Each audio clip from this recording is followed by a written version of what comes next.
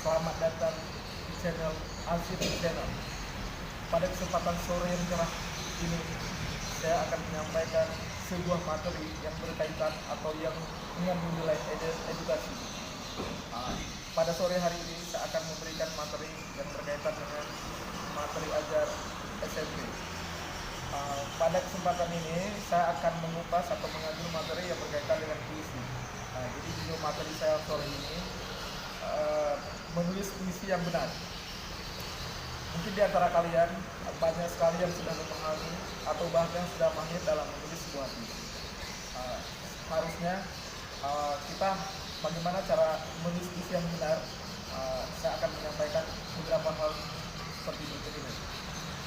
Sebelum kita membuat sebuah puisi, kita harus tahu dulu definisi puisi itu sendiri apa. Jadi yang dikatakan sebuah puisi itu, puisi merupakan suatu karya sastra atau ungkapan hati dari seseorang yang dituangkan melalui sebuah tulisan yang dikemas dengan bahasa yang imajinatif, dengan rima, dan tentunya dengan bahasa yang komunikatif, sehingga pesan yang disampaikan dalam puisi tersebut bisa sampai kepada pembaca. Selanjutnya, ketika kita ingin membuat sebuah puisi, tentunya kita harus menyiapkan apa saja bahan-bahan yang harus kita persiapkan. Bahan-bahan tersebut yaitu, yang pertama, dalam membuat sebuah puisi, kita harus menentukan dulu sebuah tema. Kemudian tema tersebut kita kembangkan menjadi sebuah puisi yang baik, puisi yang indah, puisi yang menarik. Apa itu tema? Tema merupakan isi keseluruhan daripada puisi tersebut. Tema bisa bermacam-macam, bisa tema tentang keagamaan, tentang kehidupan sehari-hari, tentang kehidupan sosial budaya, tentang apa saja boleh, tentang kegundahan hati yang kalian rasakan, bisa kalian tuangkan dalam sebuah puisi dengan memperhatikan hal-hal yang seperti yang saya bilangkan tadi. Bahasanya harus imajinatif, bahasanya harus komunikatif, kemudian rimanya juga harus diperhatikan. Rima itu apa? Rima itu bunyi. Kenapa harus ada rima dalam sebuah puisi? Supaya puisi tersebut terlihat indah. Jadi setelah kita tentukan tema tadi, apalagi yang harus kita persiapkan? Setelah tema, kita harus siapkan yang ada diksi. Apa itu diksi? Diksi adalah pilihan kata. Kata yang kita pilihkan, yang kita pilih, yang kita masukkan dalam puisi itu berbeda dengan diksi atau kata yang biasa kita gunakan dalam tulisan biasa, seperti menulis surat atau menulis apa saja. Itu diksinya. Diksi yang merupakan yang seperti yang di kamus. Tetapi kalau untuk menulis sebuah puisi, itu bahasa-bahasa kiasan yang kita sampaikan supaya puisi tersebut terlihat indah.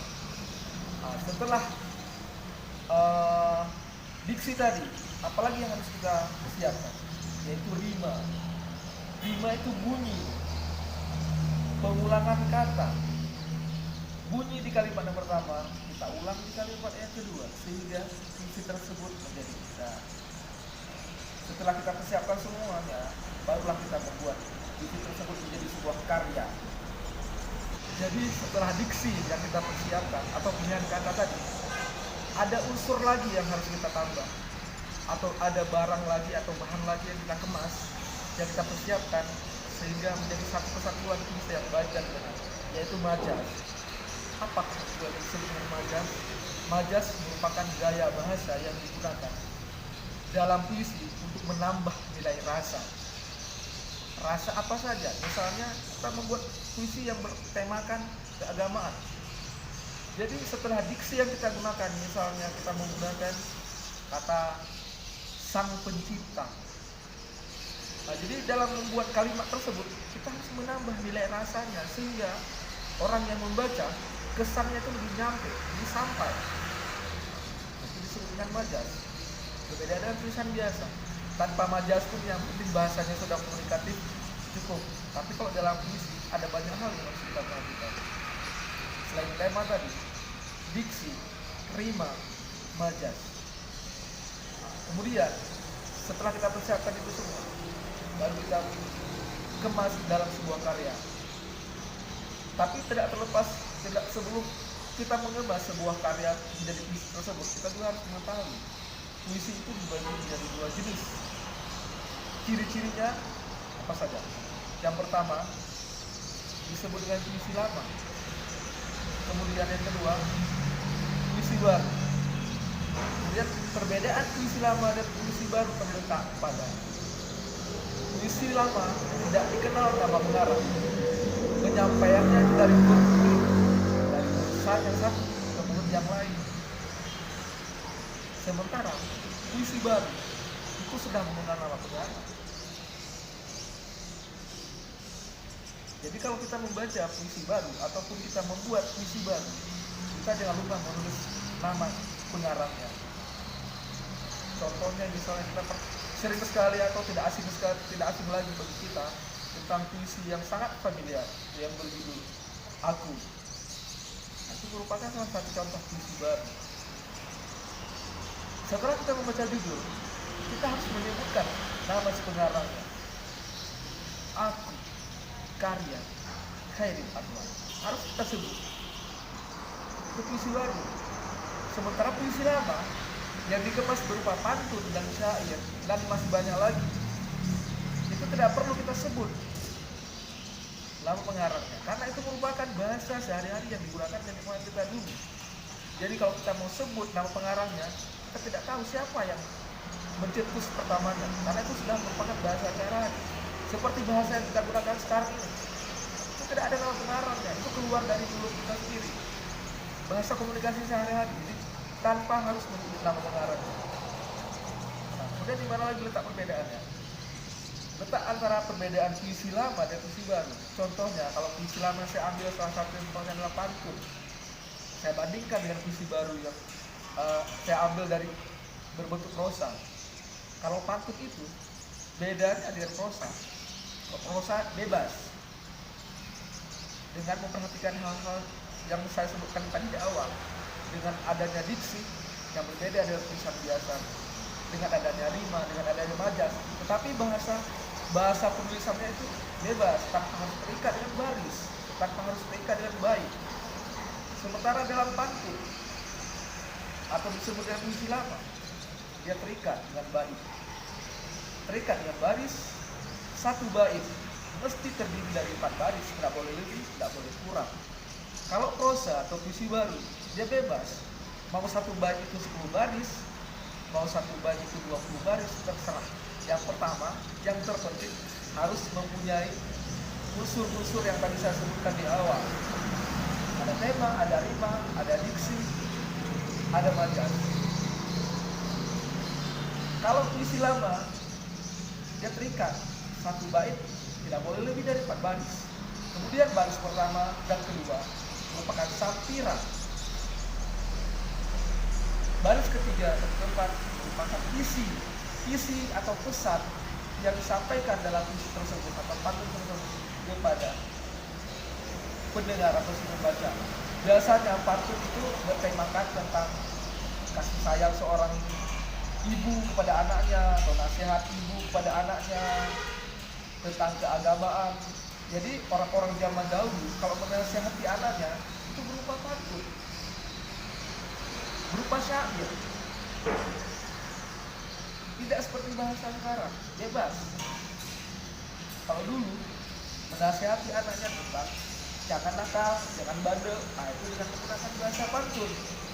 Tetap dia berirama.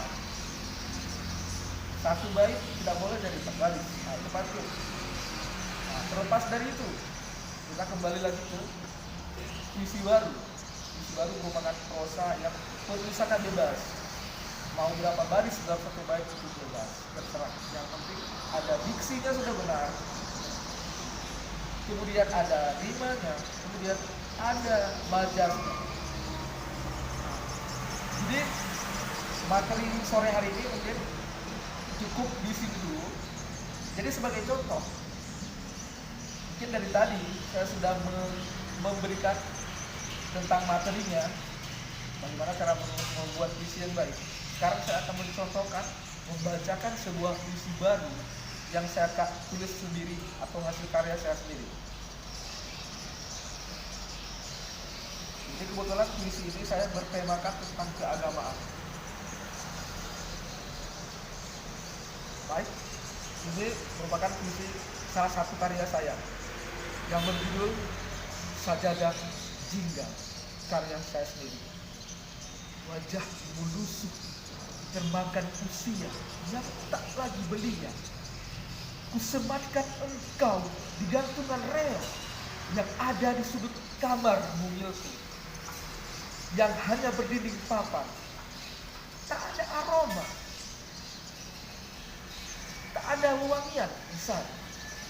Warnamu kusam, kulitmu tak sehalus susah yang biasa dipakai para darah. Wujudmu tak terpancar indah kasat mata. Muliamu hanya dapat rasa dengan jiwa. Jiwa yang sepi, sepi akan iman. Engkau bentang di kala subuh, siang, petang, dan juga malam. Dikala jiwaku rapuh akan onak yang menghadap sajadah jingga. Bisumu adalah penerang setiap langkah kujelang. Saksimu menuntunku ke jalan hijrah yang hilang. Hijrah dari masa laluku yang kelam. Sajadah jingga, tetaplah engkau menjadi jembatan. Jembatan yang membawa menuju surga yang kurindukan. Demikianlah sahabat semuanya materi saya pada sore hari ini. Kalau ada yang kurang mohon dikoreksi. Akhir kata saya ucapkan terima kasih. Assalamualaikum warahmatullahi wabarakatuh.